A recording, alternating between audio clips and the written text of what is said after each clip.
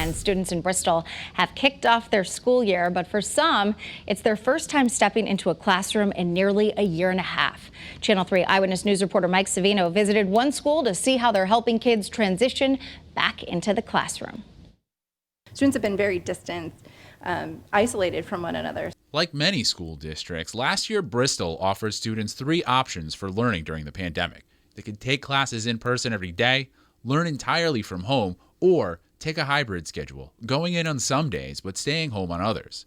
Students who learned remotely part-time or full-time missed out on being there with their classmates and teachers, and now school officials want to rebuild those connections. Connected to each other, connected to their learning, and connected to their futures. Over the next 2 years, Bristol will get a total of $18 million in federal relief funds from the federal government to help students reconnect. And with new legislation passed, they expect to receive funding for another 4 years after that. Bristol has already used some of that money over the summer, expanding summer school hours into the afternoon to give elementary school students time to socialize and become more comfortable in the classroom.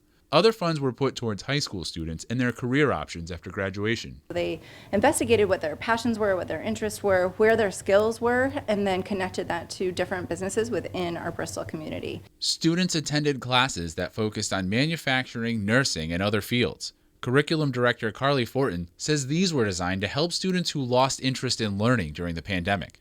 Bristol also used some of that funding to get some cool stuff for the classrooms. This little guy is QT. Bristol was able to buy more of these little robots, which help special education students with their emotional development. Bristol purchased other robots that will be used to show students how math and science lead to engineering skills. That money also went towards new books, with an emphasis on works that highlight diverse characters and cultures. Fortin says these new tools will be used at all grade levels to help undo the bad effects that the pandemic had on education. Some of the concerns that we have can't be solved in just 1 year, so we have to extend it and continue that programming as students progress. From Bristol, Mike Savino, Channel 3 Eyewitness News.